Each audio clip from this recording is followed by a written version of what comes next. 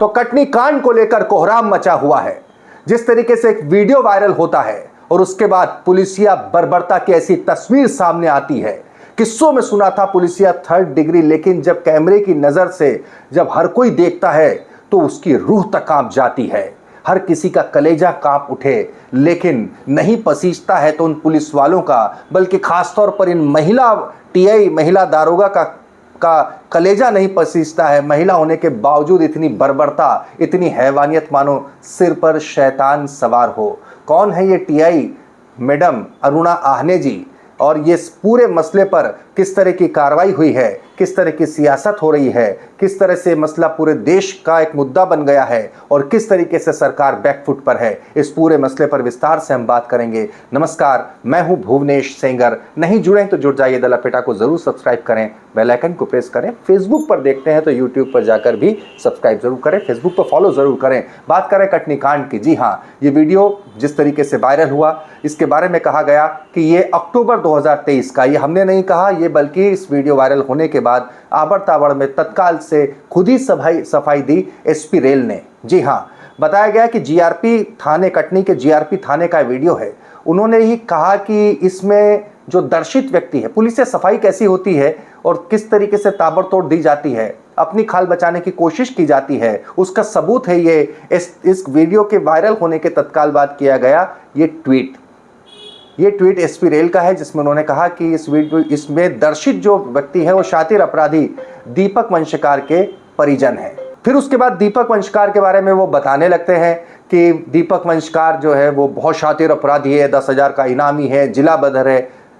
लेकिन इस सब के बावजूद दादी और पोते को, नाबालिग पोते को यूं बेरहमी से मारने का अधिकार नहीं दे दिया जाता। वीडियो को जरा देखिए। पहले तो जो मोहतरमा टीआई है मैडम है अरुणा आहने जी, आपको इसमें उनका पूरा चेहरा नहीं दिख रहा है, लेकिन हम द लपेटा पर आपको उनका पूरा चेहरा दिखा रहे हैं।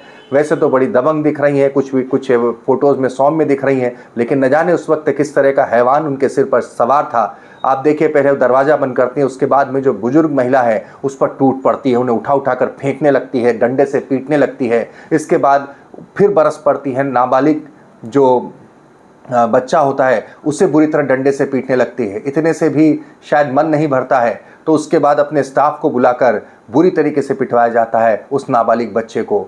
वो आप देख नहीं सकते, हम दिखा नहीं सकते, लेकिन इसकी गहराई को आप समझें तो आप समझ जाएंगे कि जिसे रोंगटे खड़े कहना है, रूह कपा देना है, इस तरह की बातें ऐसे ही दृश्यों के लिए बनी है। और ये आपके और हमारे रोंगटे खड़े हो सकते हैं, आप और हमारा कलेजा दहल सकता है। नहीं दहला तो वहाँ मौजूद पुलिस वालों का, और ख़ास तौर पर जो टीआई मैडम हैं अरुणा आहने जी जो आपकी स्क्रीन पर हैं, इनका कोई कलेजा वलेजा नहीं दहला। और इसी के बाद ये वीडियो बहुत अरसे बाद वायरल होता है। इसके ऊपर तगड़ी सियासत होती है। कमलनाथ पूर्व मुख्यमंत्री मध्य प्रदेश के, वो इसे ट्वीट करते हैं। इसके बाद ट्वीट का सिलसिला शुरू हो जाता है, एक के बाद एक। इस पूरे मसले को खास साफ तौर पर देखा जाता है कि दलित जो हैं उन पर किस तरीके से अत्याचार हो रहा है। उमंग सिंगार ट्वीट करते हैं, ये देखिए। जीतू पटवारी ट्वीट करते हैं, सरकार में दलितों के ऊपर अत्याचार का मसला उठता है।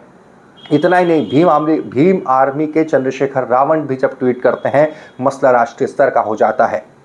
इस पूरे मसले पर इसके बाद सरकार को आखिरकार बैकफुट पर आना होता है और आखिरकार मुख्यमंत्री डॉक्टर मोहन यादव इस पूरे मसले पर एक्शन लेते हैं, जो कि गृह मंत्री भी वही हैं। वो ट्वीट करते हैं और कहते हैं कि इस तरह की अराजकता बर्दाश्त नहीं की जाएगी। डीआईजी की अध्यक्षता में एक जांच समिति, शुरुआती फाइंडिंग में अरुणा आहने समेत टीआई मैडम जो हैं, इनके समेत 6 पुलिसकर्मियों को सस्पेंड कर दिया जाता है। लेकिन क्या इतने से भी सियासत या इतने से भी ये मसला रुक जाएगा? बात यहाँ पर अब ये उठ रही है, ये सवाल उठाए जा रहे हैं विपक्ष के द्वारा कि क्या जिन्होंने इस तरीके की बर्बरता की है एक दादी और पोते के साथ, एक दलित परिवार के साथ, क्या उन पर एफआईआर की जाएगी, उन पुलिसकर्मियों पर? दूसरा सवाल उठाया जा रहा है कि जरा सी बात पर बुलडोजर चलाने वाली मोहन सरकार क्या इस मसले पर इन आरोपी पुलिस वालों के घर पर क्या बुलडोजर चला पाएगी? ये तमाम बातें अभी उठ रही हैं। इन सब के बीच में पुलिसकर्मियों को सस्पेंड कर दिया गया है। टीआई अरुणा आहने मैडम समेत 6 पुलिसकर्मी इस वक्त सस्पेंड हैं। और ये सवाल अपनी जगह खड़ा हुआ है कि आखिर अगर ये वीडियो सामने नहीं आता, 2023 का वीडियो है, बल्कि मुझे लगता है कि ये वीडियो जो है वो थाने के भीतर के ही सीसीटीवी लगे कैमरे का ही है। आप जरा सोचिए, थाने में सीसीटीवी कैमरे लगे हैं और उसके बावजूद इस तरह की बर्बरता की जाती है। एक नाबालिग बच्चे, एक बुजुर्ग महिला के साथ मारपीट की जाती है। आप इस पर सियासत भले ही हो सकती है, लेकिन इस नज़रिए से भी देखिएगा कि पुलिसिया बर्बरता अभी भी किताबों का हिस्सा नहीं है। अभी भी वो हकीकत है। अभी भी जहाँ कोई कमज़ोर है, जहाँ कोई मजलूम है, वहाँ पर पुलिस की लाठी ऐसे ही बरसती है। शुक्र हो तीसरी आंख का, यदा कदा ही सही, कुछ महीनों बाद ही सही, लेकिन अगर वो सामने आ गई और वायरल हो गई तो ठीक, वरना जहाँ कैमरे नहीं है वहाँ आज भी पुलिस की लाठी इसी बर्बरता के साथ बरस रही है। और इसी तरह न जाने कितने मजलूमों की चीखें इन्हीं पुलिस थानों के कमरों में यूं ही गुम होकर रह जाती होंगी। तमाम खबरों के लिए द लपेटा को सब्सक्राइब करें।